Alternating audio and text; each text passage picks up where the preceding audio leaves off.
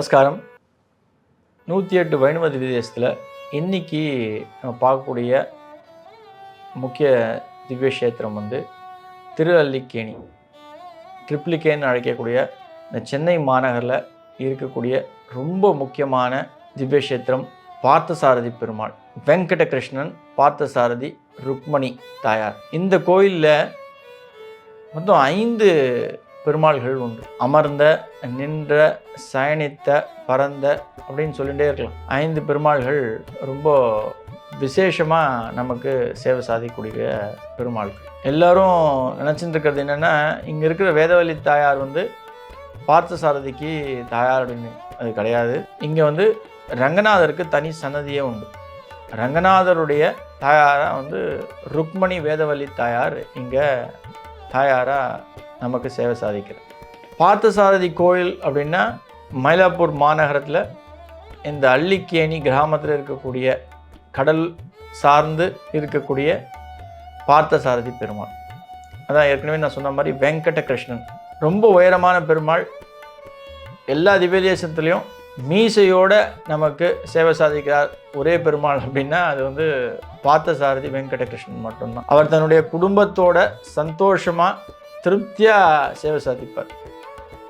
பார்த்தசாரதி பெருமாள், வெங்கடகிருஷ்ணன் கூட ருக்மணி தாயார், அதோடு கூட பலராமன், தன்னுடைய பேரன் அனிருத்தன் தன்னுடைய தேரோட்டியோடு இருக்கு.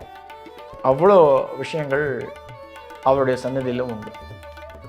ரொம்ப விசேஷமாக இருப்பார். அவரை பார்க்கும்போதே எல்லோருக்கும் ஒரு மனசில் திருப்தியும் சந்தோஷமும் இருக்கும். நான் ஏற்கனவே சொன்ன மாதிரி இங்கே ராமர், லக்ஷ்மணர், சீதை தனி சன்னதி உண்டு. ராமர் இங்கே சேவை சாதிப்பார். அதுக்கு பக்கத்திலேயே ரங்கநாதர் சயன கோலத்தில் இருப்பார். பெருமாளுக்கு, பார்த்தசாரதி வெங்கடகிருஷ்ண பெருமாளுக்கு பின்னாலேயே நம்ம அமர்ந்த கோலத்தில் நரசிம்ம பெருமாள் காட்சி தருவார். யோக நரசிம்மரம் ரொம்ப விசேஷமான யோக நரசிம்மர். அவர் பக்கத்திலேயே நமக்கு கஜேந்திர வரத பெருமாள். மொத்தம் 5 பெருமாள்கள் இந்த க்ஷேத்திரத்தில் எழுந்தருளியிருக்கா. நரசிம்மர் யோக நரசிம்மரா இந்த இடத்துல தெள்ளிய சிங்கரா காட்சி அளிக்கிறார் அப்படின்றது தான் ரொம்ப விசேஷமான ஒரு அம்சம். உடல் உபாதைகள் எதுவாக இருந்தாலும் நரசிம்மரை நீங்கள் போய் சேவிக்கிறீங்கோ, இந்த பெருமாளை போய் நீங்கள் தரிசிக்கிறீங்க அப்படின்னா திருவல்லிக்கேணியில் இருக்கக்கூடிய தெள்ளிய சிங்கர் அந்த கோயிலுக்கு போனீங்க அப்படின்னா அவர் சன்னதியில் மூஞ்சில் தண்ணீரை தெளிப்பா. பெருமாளுடைய தீர்த்தத்தை உங்கள் மேலே இருக்க எல்லா பிணிகளும் அந்த சடார்னு தெளிக்கிற அந்த தண்ணியிலேருந்து எல்லாம் விட்டு ஓடி போய்டும். நீங்கள் கேட்கலாம் பட்டரை, நான் எனக்கு கொஞ்சம் தண்ணி தெளிங்கோ, தீர்த்தத்தை தெளிங்கோ அப்படின்னு. அவ்வளோ சக்தி வாய்ந்த தீர்த்தம் நரசிம்மருடைய தெள்ளிய சிங்கருடைய தீர்த்தம். அவ்வளோ முக்கியத்துவம் வாய்ந்தது.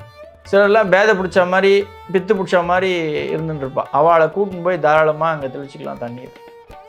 அவ்வளோ விசேஷமான க்ஷேத்திரம்.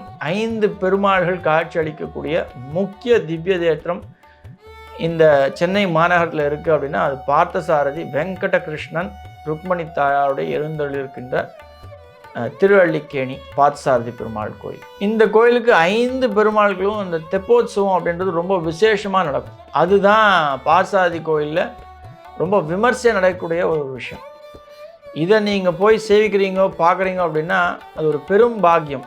அதான் பணம் மனம் இருந்தாலும் அந்த பிராப்தம் இருக்கிறதுன்றது ரொம்ப முக்கியம்.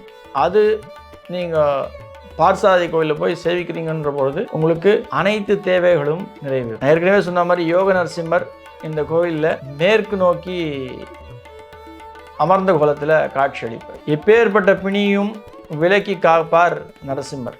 உங்களுடைய இலக்கை நோக்கி பயணம் பண்ண வைக்கிறவர் பார்த்தசாரதி ருக்மணி தாயார் வெங்கடகிருஷ்ணன். ராமர் இலக்கை நோக்கி பயணப்படுத்தி உங்களுடைய குறிக்கோளை இலகுவாக வெற்றியை கொண்டு சேர்ப்பவர் அவர். ரங்கநாதர் சயன கோலத்தில் வெற்றிகளை கொண்டு குவிப்பவர். தொழிலில் பிரம்மாண்ட வளர்ச்சி அடைய, எதிரிகளை போக்க கஜேந்திர வரதர் அவ்வளோ சிறப்பும் சீருமாக காட்சியளிப்பார்.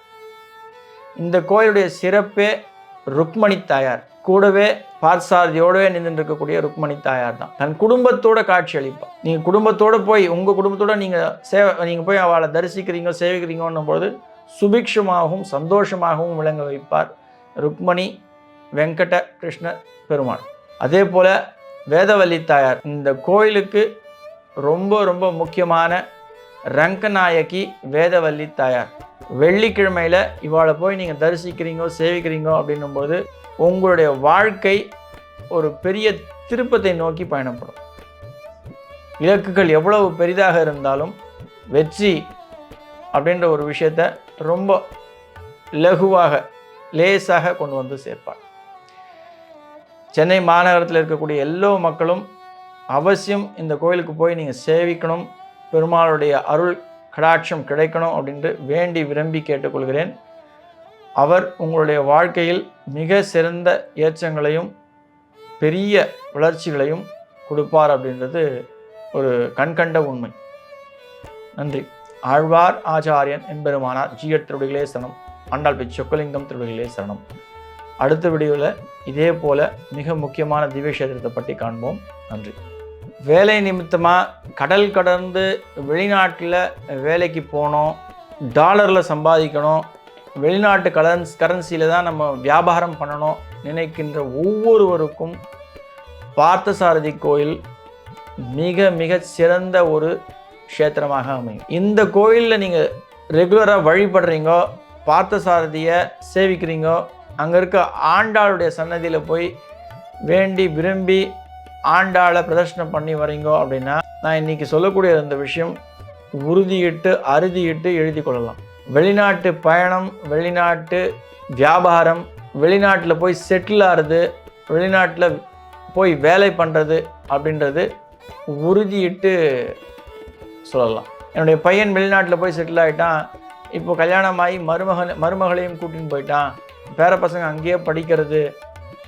யாருக்காவது வெளிநாட்டில் போய் செட்டில் ஆனோம், இங்கே இருக்க ஒரு வாழ்க்கை வந்து திருப்தி அளிக்கலை அப்படின்னா பார்த்தசாரதி கோயிலில் சனிக்கிழமை தோறும் வழிபடுறது அப்படின்றது ரொம்ப விசேஷம். நிச்சயமாக அவசியமாக வெளிநாட்டில் உங்களுடைய வாழ்க்கை செட்டில் ஆகும். இது வந்து நான் என் வாழ்க்கையில் கண் கண்ட உண்மையாக பார்க்கிறேன்.